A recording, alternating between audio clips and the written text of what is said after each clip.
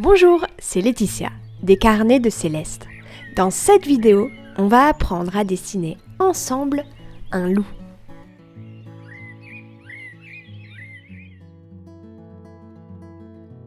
Alors on commence par dessiner un cercle qui nous servira de base pour dessiner tous les détails de la tête.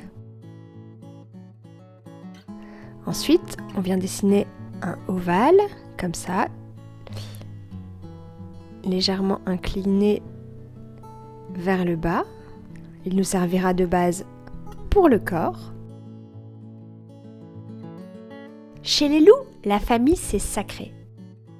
Que l'on soit petit ou grand, fort ou faible, tonton, tati, papi, mamie, cousin, tout le monde vit ensemble. Cette grande famille s'appelle une meute. Et dans une meute, tout est bien organisé. La meute est dirigée par un couple de loups. On l'appelle le couple dominant. Il est composé d'un mâle et d'une femelle. Il montre l'exemple et il veille à maintenir une ambiance harmonieuse et bienveillante au sein de la famille. Ce couple dominant a beaucoup d'expérience et il est respecté et pris très au sérieux par la meute tout entière. Et parfois, il arrive qu'un loup quitte la meute. Mais c'est à chaque fois pour partir créer une nouvelle famille ou rejoindre une autre meute.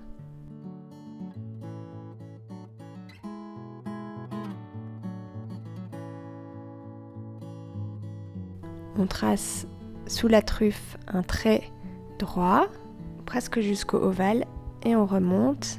Et même si c'est un dessin plutôt réaliste, j'aime bien lui esquisser un petit sourire.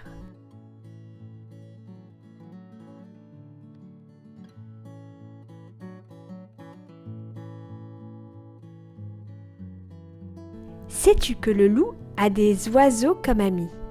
Oui, ce sont les corbeaux.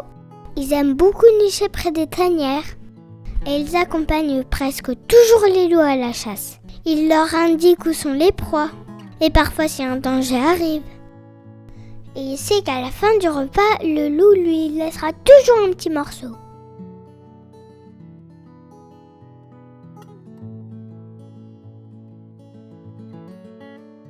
Maintenant, on va faire la partie la plus compliquée du dessin, ce sont les pattes. Donc on n'est pas obligé d'aller autant dans le détail, on peut aussi faire des pattes beaucoup plus simplifiées. C'est à chaque fois vous qui décidez de jusqu'où vous allez dans votre dessin et de tous les détails que vous voulez changer. Ici c'est juste pour vous donner une idée et un peu d'inspiration. Est-ce que tu sais comment les loups communiquent entre eux ? Eh bien, ils ont plusieurs moyens. Ils se comprennent en échangeant des regards, en changeant la position de leur queue ou de leur museau. Mais ce qui est le plus connu, ce sont leurs hurlements. Ce sont des moments où ils chantent tous ensemble. Écoute et surtout, n'aie pas peur.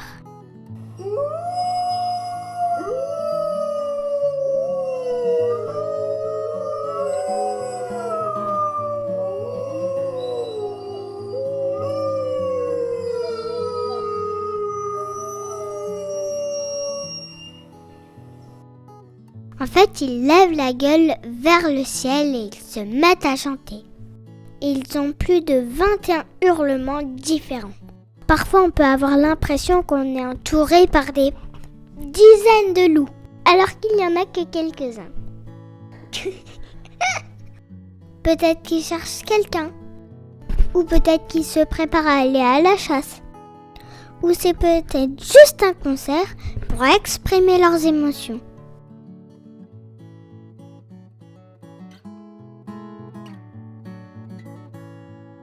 Maintenant, on peut tracer sa queue.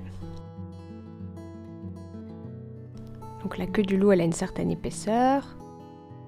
Là, en ce moment, j'aime bien avoir une gomme au bout de mon crayon. Comme ça, je peux facilement effacer ce que je veux. Maintenant, les contours principaux du corps de notre loup sont faits. Alors, on va venir mettre un peu plus de détails. D'abord, je renforce un peu la couleur des yeux. Là, l'avantage d'avoir commencé d'abord au crayon gris, c'est que ces traits vont nous servir de repère, de base, pour dessiner la fourrure du loup. Et sur tout le contour du corps, donc sur la tête d'abord, on peut venir tracer des petits traits comme ça, des légères petites pointes qui représentent l'épaisseur du pelage. Et on met plus ou moins de fourrure en fonction de ce qui nous plaît. Et est-ce que tu sais que les loups ont tous des points forts ? En fait, très tôt, ils apprennent à les identifier, car ils servent à toute la communauté. Certains préfèrent partir chasser, d'autres veiller sur les louveteaux. Il y a les plus forts, les plus rapides, les plus attentifs. Mais tous adorent jouer. À cache-cache, à se courir après, à se bagarrer. Du plus petit au plus âgé, tout le monde aime jouer. Ensuite, ce loup, j'ai envie de le poser sur un gros rocher. Voilà. On peut mettre des petits traits sous les pattes. Et c'est parti pour le coloriage. Les yeux de notre loup sont orange. Et ensuite, pour le pelage, soit on le colorie comme on a l'habitude, mais ici, j'ai décidé d'essayer autre chose et de le colorier entièrement en faisant toute une série de petits traits pour représenter son pelage.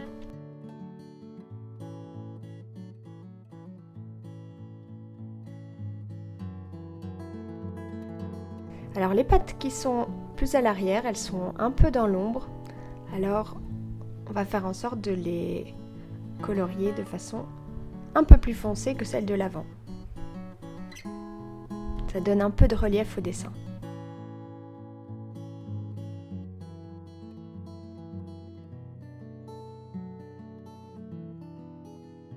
Et est-ce que tu as déjà entendu parler du méchant loup ? Ça n'existe pas le méchant loup, parce que c'est juste une histoire pour faire peur aux enfants. En fait, il ne peut rien nous faire si on ne le dérange pas. Mais ça reste un prédateur. Du coup, pour nourrir sa famille, il doit tuer des animaux pour se nourrir, comme nous. Mais alors, comment on peut faire pour protéger nos animaux si on vit à côté des loups ? Il y a plusieurs solutions.